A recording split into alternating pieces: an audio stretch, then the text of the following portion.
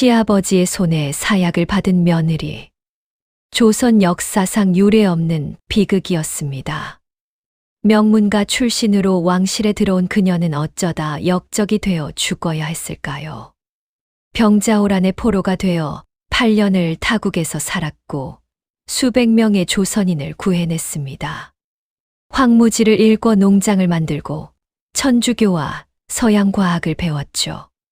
새로운 조선을 꿈꾸던 여인, 하지만 그 꿈은 시아버지의 증오 앞에 무너졌습니다. 도대체 무슨 일이 있었던 걸까요? 오늘 이야기 시작하기 전에 구독과 좋아요를 눌러주시옵소서. 그럼 이야기 올리겠나이다. 한양 도승지 강석기의 집안은 명문이었습니다. 그 집 둘째 딸이 17 나이로 궁궐에 들어갔어요. 인조 5년 소현세자의 부인으로 간택되었던 겁니다. 왕은 매우 흡족해 했죠. 차분하고 덕망 있는 며느리를 얻게 되었으니까요. 혼례식 장면을 담은 가래도감 일궤가 남아 있습니다. 붉은 가마 속 여인이 바로 강씨였어요. 세자의 부인이 되었으니 이제부터 세자빈으로 불리게 되었죠. 누구도 이 조용한 처녀가 훗날 역사를 뒤흔들 인물이 되리라 상상하지 못했습니다. 궁궐 생활은 순탄했어요. 남편 소현세자와 금슬도 좋았죠. 시아버지 인조도 며느리를 아꼈습니다. 결혼 9년 만에 아들을 낳았어요. 원손이었습니다. 왕위를 이어갈 귀한 핏줄이었죠. 왕실의 경사가 이어졌고 강빈의 위치도 단단해졌습니다.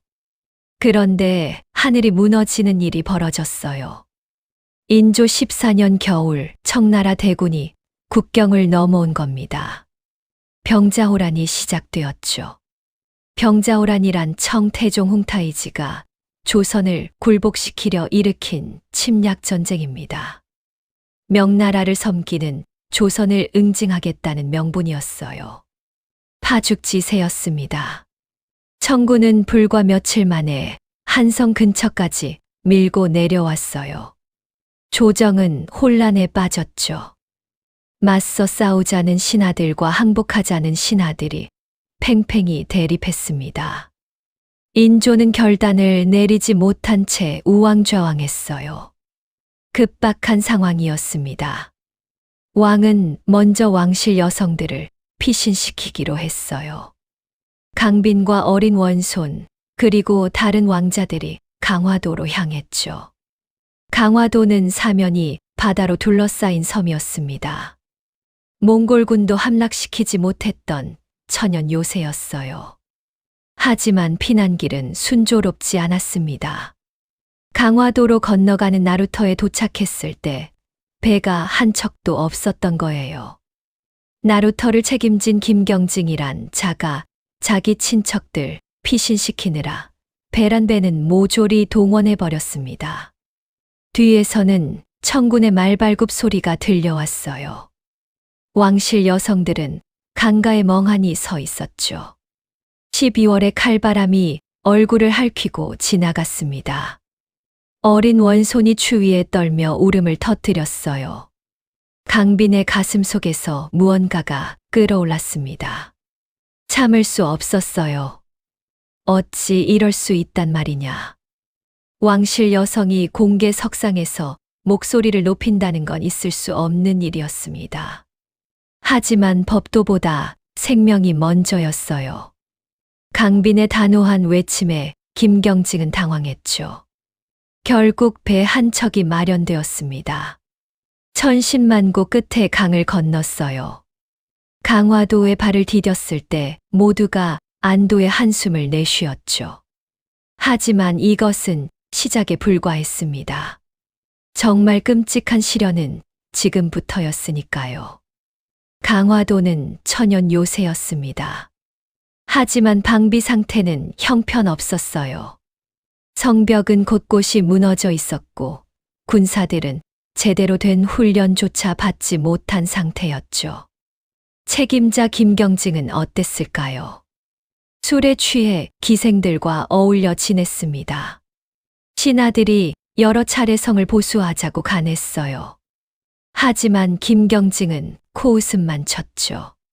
바다가 있는데 무슨 걱정이냐며 아나무인이었습니다. 강빈은 불안했어요.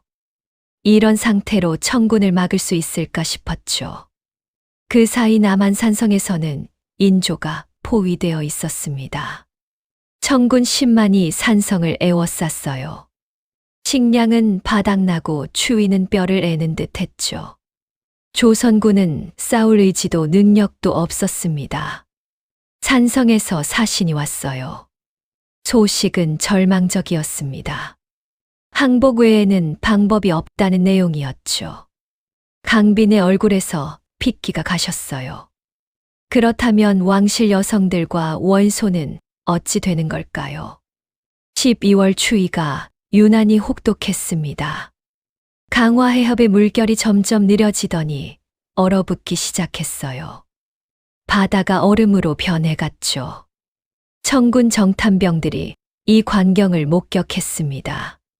바다를 건너올 수 있다는 뜻이었어요. 인조 15년 1월 청군이 움직였습니다. 수천 명의 병사가 얼어붙은 바다 위를 달려왔어요. 김경증은 그제야 정신을 차렸지만 이미 늦었습니다. 강화도 성은 순식간에 무너졌어요. 아비규환이었습니다.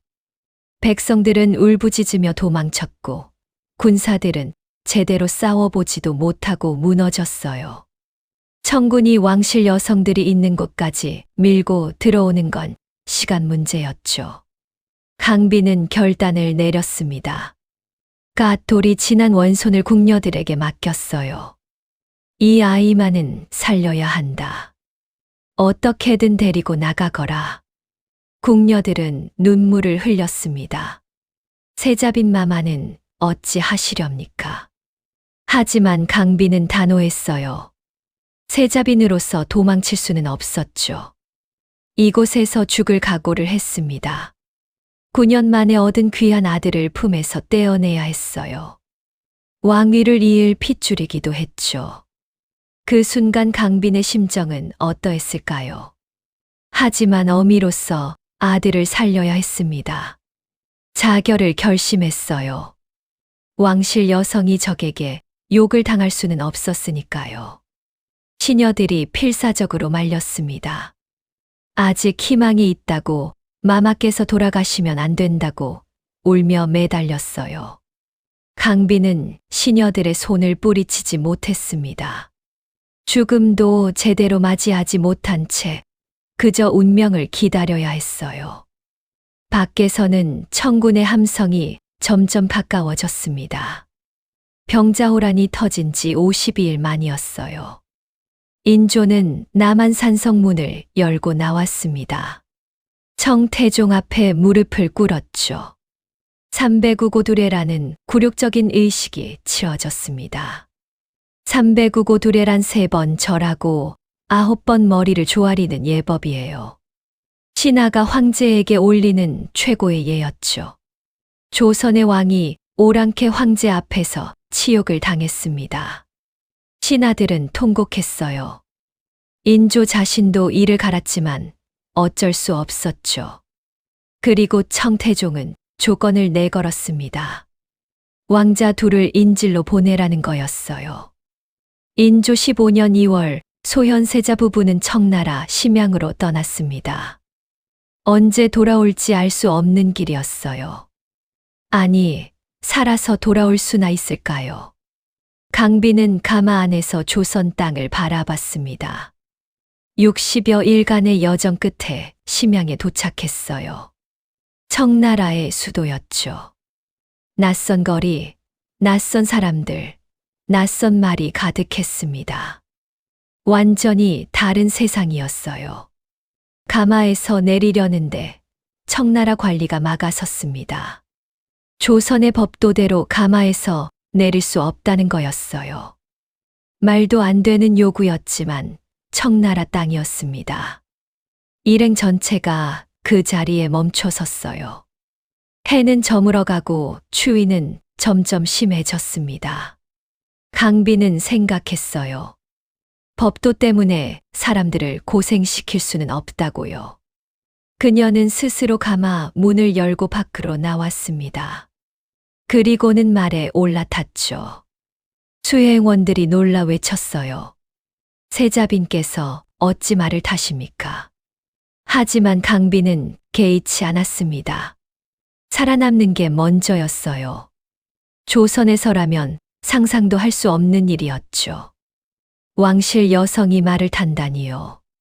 심양관이라는 곳에 거처가 마련되었습니다. 허름한 건물이었어요. 조선 일행은 모두 191명이었죠. 이 많은 사람을 먹여 살려야 했습니다. 하지만 청나라는 식량 지원을 해주지 않았어요. 강빈이 나섰습니다. 조선에서 가져온 물건들을 살폈어요. 종이, 붓, 먹, 비단 같은 것들이었죠. 청나라에서는 구하기 어려운 물건들이었습니다. 처음엔 작은 거래였어요. 청나라 관리 한 명이 은자를 주고 조선 물품을 샀죠. 값은 꽤 쏠쏠했습니다. 소문이 퍼지기 시작했어요. 심양관에 가면 좋은 물건을 구할 수 있다더라. 왕족들도 찾아왔습니다. 청태조 누르하치의 12째 아들까지 손님으로 왔어요. 최고 권력자 중 한 명이었죠. 강비는 정중하게 대접하고 좋은 물건을 골라 팔았습니다. 거래가 늘어났어요. 종이와 담배뿐 아니라 홍시와 배 같은 과일까지 팔렸습니다. 심양관은 점점 활기를 띠었어요. 청나라 귀족들이 줄을 서서 물건을 사갔죠.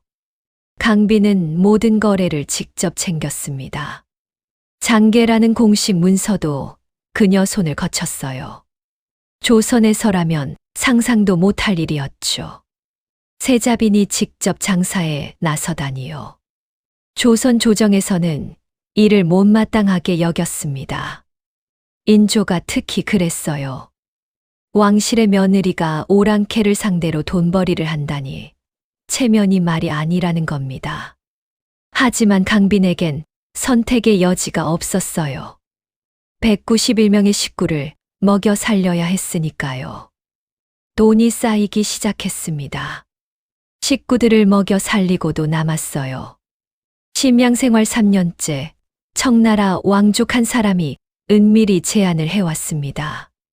조선 물품을 정기적으로 공급해달라는 거였어요. 큰 거래였죠. 강비는 받아들였습니다. 본격적인 무역이 시작되었어요. 일상용품에서부터 과일에 이르기까지 품목도 다양해졌습니다. 심양관은 급한 생계 문제를 해결할 수 있었어요. 소현세자는 이런 아내 덕분에 청나라 실력자들과 교분을 쌓을 수 있었습니다. 조선을 압박하던 이들과도 우호적인 관계를 유지했어요. 무역은 이제 정치력으로 발전하고 있었죠. 하지만 인조의 눈에는 이 모든 게 불순하게 보였습니다. 며느리가 너무 독단적이라고 여겼어요. 시아버지와 며느리 사이의 골은 점점 깊어져 갔습니다. 심양 생활 5년째 되던 해였습니다. 청나라에서 통보가 왔어요. 이제 식량 지원은 끝이니 내년부터는 스스로 농사를 지어 먹으라는 겁니다. 관리들은 반대했습니다. 농사를 짓는다는 건 이곳에 정착한다는 뜻이라며 조선으로 돌아가지 못할 수도 있다고 걱정했어요. 하지만 당장 굶어 죽을 판국이었죠. 강비는 달리 생각했습니다. 농사를 지어야 한다고 주장했어요. 그것만이 살 길이라고요. 청나라는 황무지를 내주었습니다. 척박한 땅이었어요. 나무뿌리와 돌멩이 투성이었죠. 조선인 포로들을 고용하기로 했습니다. 청나라 노예 시장에는 수많은 조선 사람들이 팔려 나가고 있었어요. 강비는 그들을 돈을 주고 샀습니다. 그리고 자유를 주었죠. 포로들은 눈물을 흘렸어요. 노예에서 벗어날 수 있다니요. 그들은 기꺼이 일했습니다. 황무지를 개간하고 씨앗을 뿌렸어요. 심양에서 30km 떨어진 사보라는 곳에 농장이 생겼습니다. 1000일가리가 넘는 넓은 땅이었어요. 조선의 농사 기술이 투입되었죠. 청나라 사람들은 유목민족이라 농사에 서툴렀습니다. 하지만 조선은 달랐어요. 강빈은 새로운 제도를 만들었습니다. 농사를 잘 지은 사람에게 상을 주는 거였어요. 장계의 이름이 오르면 특별 포상을 받았습니다. 포로 출신들도 포함되었어요. 첫 수확이 이루어졌습니다. 놀라운 양이었어요. 청나라 것보다 품질도 좋았죠. 왕족들이 높은 값을 주고 사갔습니다. 강빈은 그 돈으로 다시 포로들을 샀어요. 해방시켜 함께 일하게 했습니다. 해방된 포로가 수백 명에 이르렀어요. 그들은 심양관을 중심으로 공동체를 이루었죠. 조선인 포로들에게 강빈과 소현세자는 희망이었습니다. 나라와 가족으로부터 버림받았지만 이곳에서 새 삶을 시작할 수 있었으니까요. 농장은 계속 확장되었어요. 수년 후에는 파종량의 3배가 넘는 곡식을 수확했습니다. 청나라 왕족들 사이에서 조선 쌀이 인기를 끌었죠. 하지만 조선에서는 이를 곱게 보지 않았습니다. 신하들도 수군거렸어요. 왕실의 세자빈이 오랑캐 땅에서 장사치가 되었다고요. 인조는 더욱 불안해졌습니다. 세자가 청나라에서 재력과 인맥을 쌓고 있었어요. 게다가 백성들까지 구하고 있었죠. 이는 왕인 자신이 해야 할 일이었습니다. 청태종이 한 말이 떠올랐어요. 급한 일이 생기면 인질로 삼은 아들을 왕으로 세우겠다는 말이요. 인조는 두려웠습니다. 아들이 자신을 위협할까 봐요. 소현세자는 아내를 믿었습니다. 강빈 덕분에 모두가 살고 있었으니까요. 조선 백성들도 살리고 있었죠. 강빈은 묵묵히 일했어요. 하지만 마음 한구석이 불안했습니다.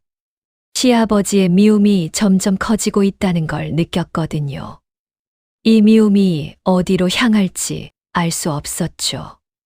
무역과 농장 경영으로 심양관은 안정을 찾았습니다. 하지만 그 성공이 오히려 화근이 되리라곤 강빈도 몰랐어요. 조선 조정에서는 세자 부부를 의심의 눈초리로 바라보고 있었으니까요. 심양 생활 7년째였습니다. 청나라는 명나라와의 전쟁을 준비하고 있었어요. 소현세자 일행도 북쪽 북경 근처로 이동했죠. 북경에서 강빈과 소현세자는 놀라운 세계를 만났습니다. 천주교 성당이 있었던 거예요. 남당이라는 곳이었죠. 서양 선교사들이 활동하고 있었습니다. 아담 샬이라는 신부를 만났어요. 예수회 소속 선교사였습니다. 그는 흠천감의 책임자였죠. 흠천감이란 국립천문대를 뜻해요. 천문과 역법을 연구하는 최고 기관이었습니다. 아담 샬이 여러 책을 보여주었어요. 천주교 경전과 서양 과학 책들이었죠. 강빈과 소현세자는 충격을 받았습니다. 성리학만이 진리라고 배웠는데 전혀 다른 학문이 있었던 거예요. 특히 천문학이 놀라웠습니다. 조선의 역법은 200년 전 것을 쓰고 있었어요. 역법이란 달력을 만드는 계산법을 말합니다. 하지만 서양의 역법은 훨씬 정확했죠. 소현세자는 조선 역관들을 데려와 배우게 했습니다. 강빈도 관심을 보였어요. 새로운 학문에 눈을 뜬 겁니다. 천주교 신자인 명나라 궁녀를 소개받았습니다. 강빈은 그 궁녀와 자주 이야기를 나눴어요. 천주교 교리에 대해 물었죠. 평등과 사랑을 강조하는 가르침이 신선했습니다. 소현세자가 말했어요. 조선으로 돌아가면 이 학문을 널리 펴고 싶다고요. 강빈도 같은 생각이었습니다. 새로운 조선을 만들 수 있을 것 같았어요. 하지만 이는 위험한 꿈이었습니다. 조선은 성리학을 국가 이념으로 삼고 있었어요. 성리학 외의 학문은 이단으로 취급받았죠. 천주교는 더욱 그랬습니다. 천지를 섬기는 조선에서 하느님을 섬긴다는 건 왕의 권위를 부정하는 것과 같았어요. 강빈은 알고 있었습니다.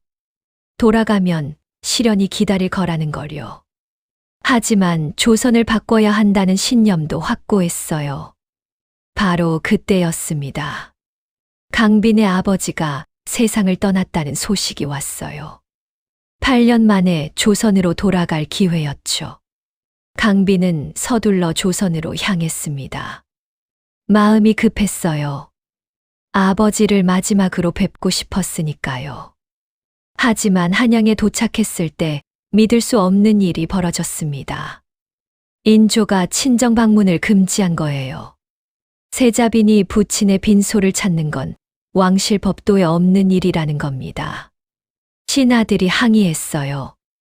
8년 만에 돌아온 며느리가 아버지 빈소도 못 가게 하십니까?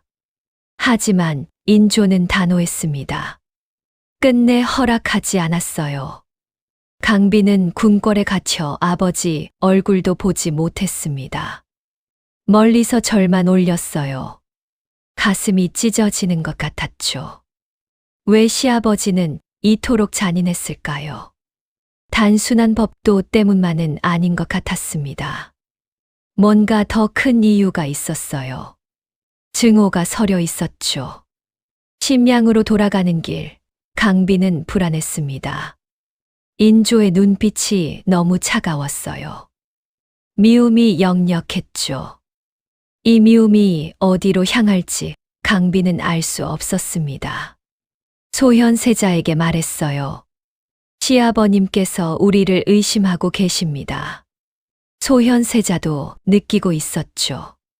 하지만 어쩔 수 없었어요. 그저 조심할 뿐이었습니다. 심양관으로 돌아온 뒤에도 강빈의 불안은 가시지 않았습니다. 밤마다 악몽을 꾸었어요. 돌아가면 무슨 일이 벌어질지 두려웠죠.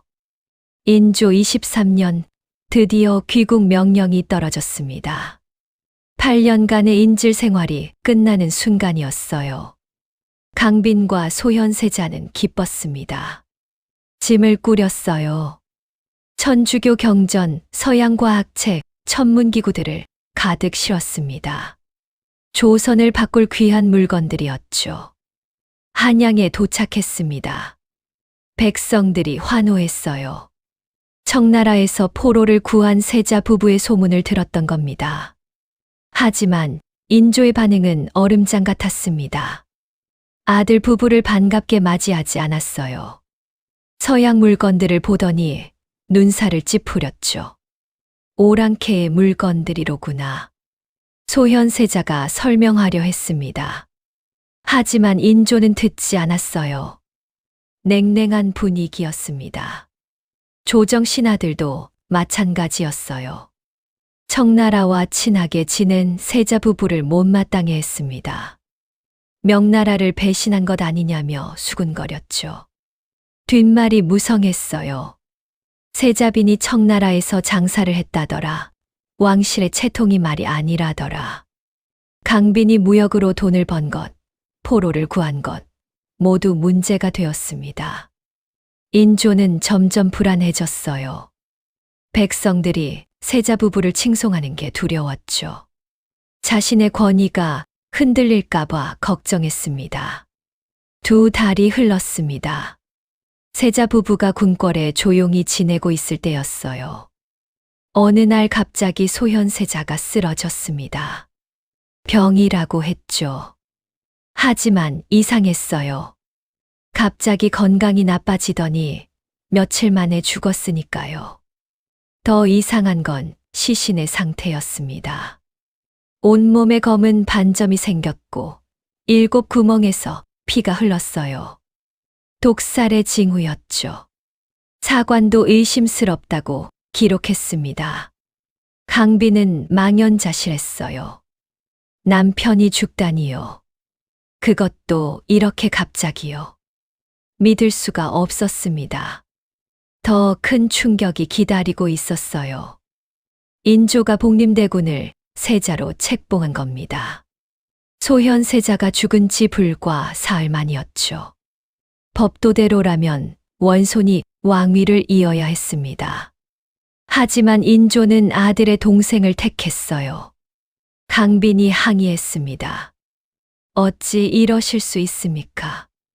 인조는 차갑게 대답했어요. 청나라 물을 먹은 자들에게 왕위를 줄 수는 없다는 겁니다. 그 순간 강빈은 깨달았습니다. 남편의 죽음이 우연이 아니었다는 거요. 시아버지가 아들을 죽였을 수도 있었어요. 등골이 오싹해졌습니다. 그렇다면 다음은 누구일까요? 바로 자신과 원손이었어요. 강빈은 궁궐에 갇혔습니다. 남편이 죽은 뒤 바로였어요. 감시가 붙었고 아무도 만날 수 없었죠. 그때 강빈은 임신 중이었습니다. 남편이 남긴 마지막 아이였어요. 홀로 아이를 낳았습니다. 아무도 돌봐주지 않는 방에서요. 산고는 고통스러웠습니다. 하지만 더 고통스러운 건 따로 있었어요. 아이가 태어난 지 며칠 만에 죽임을 당한 겁니다. 강빈이 울부짖었어요. 하지만 아무도 대답하지 않았습니다. 궁녀들은 눈을 피했죠. 인조는 한 발 더 나아갔습니다.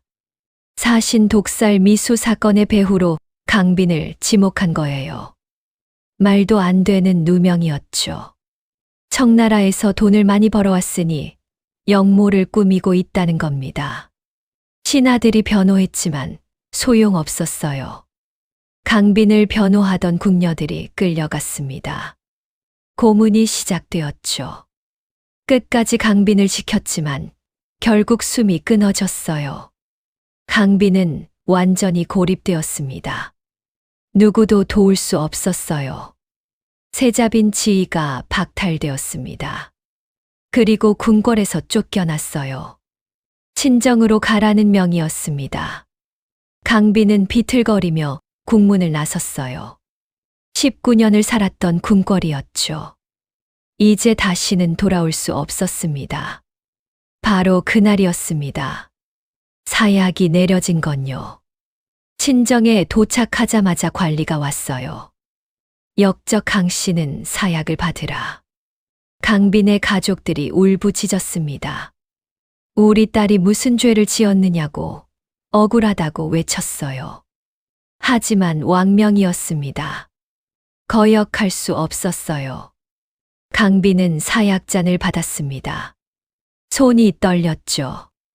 생각이 스쳐 지나갔어요. 강화도에서 원손을 살리려 애썼던 일, 심양에서 포로들을 구한 일, 황무지를 일궈 농장을 만든 일, 새로운 학문을 배운 일. 모두 조선을 위한 것이었습니다. 백성을 위한 것이었어요. 나는 죄가 없다. 마지막 말을 남겼습니다. 그리고 사약을 들이켰어요. 36의 나이였습니다. 17에 세자빈이 되어 19년을 살았죠. 그중 8년은 인질로, 마지막은 역적으로 죽었습니다. 남편 곁에 묻히지도 못했어요. 친정 산소에 홀로 잠들었습니다. 역적의 무덤엔 비석도 세울 수 없었죠. 그렇게 강빈은 역사 속으로 사라지는 듯 했습니다. 하지만 그녀가 구한 수백 명의 사람들은 기억했어요. 조선으로 돌아온 포로들이 강빈의 이야기를 전했습니다. 백성들 사이에서 입에서 입으로 전해졌어요. 시아버지에게 죽임을 당한 며느리. 하지만 백성을 구한 은인이기도 했죠. 왕실에서는 강빈의 이름을 지우려 했습니다. 기록을 남기지 않으려 했어요. 하지만 사관들은 진실을 기록했습니다. 소현세자의 죽음이 의심스럽다는 것, 강빈의 죽음이 억울하다는 것. 조선 왕조실록에 남았어요. 세월이 흘렀습니다. 인조가 죽고 효종이 즉위했어요. 효종은 바로 복림대군이었죠. 강빈을 역적으로 몰았던 인조의 둘째 아들이었습니다. 효종도 강빈의 명예를 회복시키지 않았어요. 형수였지만 외면했죠. 더 많은 세월이 흘렀습니다. 현종이 즉위했고 그 뒤를 이어 숙종이 왕위에 올랐어요. 숙종은 할아버지 인조 때의 기록을 살폈습니다. 소현세자와 강빈에 대한 이야기를 읽었어요. 숙종은 결심했습니다. 잘못된 일을 바로잡아야 한다고요. 신하들을 불렀어요. 강빈의 억울함을 풀어주어야 한다고 말했습니다. 조정에서 논의가 시작되었어요. 일부 신하들은 반대했습니다. 하지만 숙종의 뜻은 확고했죠. 결국 강빈의 명예가 회복되었습니다. 역적의 누명이 벗겨진 거예요. 민회빈이라는 시호가 내려졌습니다. 민회빈이란 슬픔을 위로한다는 뜻이에요. 억울하게 죽은 그녀를 기린 겁니다. 남편 소현세자 곁에 묘를 옮겼어요. 비로소 부부가 함께 잠들게 되었습니다. 강빈이 죽은 지 73년 만의 일이었습니다. 73년 동안 역적으로 불렸던 여인이 마침내 명예를 되찾은 거예요. 하지만 이미 너무 늦었습니다. 강빈이 꿈꾸던 새로운 조선은 오지 않았어요. 천주교와 서양과학은 여전히 이단으로 취급받았죠. 실학이 싹트기 시작한 건 한참 뒤의 일이었습니다. 만약 강빈이 살아있었다면 조선은 달라졌을까요? 경기도 고양시에 가면 서오릉이 있습니다. 그곳에 소현세자와 민회빈 당시의 묘가 나란히 있어요. 300년이 넘는 세월 동안 그곳에 누워 계시죠. 묘 앞에 서면 생각하게 됩니다. 한 여성의 치열했던 삶을요. 시대의 벽과 싸웠던 용기를요. 그리고 끝내 이루지 못한 꿈을요.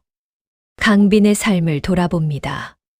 병자호란 때 원손을 살리려 했고 심양에서 포로들을 구했어요. 황무지를 일궈 농장을 만들었고 새로운 학문을 배웠죠. 조선을 바꾸려 했습니다. 하지만 시대가 그녀를 받아들이지 못했어요. 성리학에 갇힌 조선은 변화를 두려워했죠. 실용주의를 추구한 강빈은 이단으로 몰렸습니다. 법도를 어긴 여인으로 낙인 찍혔어요. 왕실의 채통을 무너뜨렸다고 비난받았죠. 하지만 그녀가 한 일을 생각해 봅니다.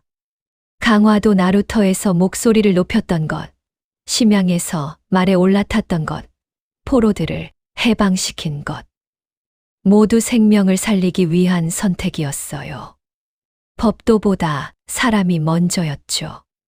오늘날 우리는 강빈을 어떻게 평가할까요? 역사학자들은 그녀를 시대를 앞서간 여성 리더로 봅니다. 위기 속에서 스스로 길을 찾았고 백성을 구했어요. 새로운 학문에 눈을 떴고 조선의 미래를 고민했죠. 만약 강빈이 살아남았다면 조선은 어땠을까요? 천주교와 서양과학이 일찍 들어왔을 수도 있어요. 실학이 더 빨리 발전했을지도 모르죠. 하지만 역사의 가정은 없습니다. 강빈은 비극적으로 생을 마감했어요. 그럼에도 그녀의 정신은 남았습니다. 변화를 두려워하지 않는 용기, 백성을 생각하는 마음이요. 강빈이 심양에서 구한 포로들은 조선으로 돌아왔습니다. 그들은 자식들에게 강빈의 이야기를 들려주었어요. 손자들에게도 전해졌죠. 세자빈께서 우리를 구해주셨다고, 노예에서 벗어나게 해주셨다고 말했습니다. 백성들 사이에서 강빈은 은인으로 기억되었어요. 왕실에서는 지우려 했지만 백성들은 기억했습니다. 이것이야말로 진정한 역사가 아닐까요? 강빈의 이야기는 우리에게 묻습니다. 변화가 필요한 순간 용기를 낼 수 있는가? 법도보다 생명을 택할 수 있는가? 시대를 앞서가는 것을 두려워하지 않는가? 이 질문들은 오늘날에도 유효합니다. 강빈은 300년 전 사람이지만 그녀의 삶은 현재를 사는 우리에게 울림을 줍니다. 억울하게 죽었지만 잊히지 않았어요. 역적으로 몰렸지만 명예를 되찾았습니다. 73년이 걸렸지만 진실은 밝혀졌어요. 역사는 기억합니다. 강인한 생명력으로 살았던 한 여성을요. 시대와 싸웠던 용기를요. 백성을 사랑했던 마음을요. 서오릉의 묘 앞에는 비석이 서 있습니다. 민회빈 강씨라고 새겨져 있어요. 슬픔을 위로받은 빈이라는 뜻이죠. 300년 전의 슬픔, 300년 전의 억울함. 하지만 지금은 위로받았습니다. 역사가 기억하고 있으니까요. 우리도 기억해야 합니다. 시대를 앞서갔던 한 여성을요. 조선의 미래를 꿈꾸었던 선각자를요. 이 이야기가 마음에 드셨다면 구독과 좋아요, 알림 설정 부탁드리옵니다. 댓글로 여러분의 생각을 나누어 주시옵소서.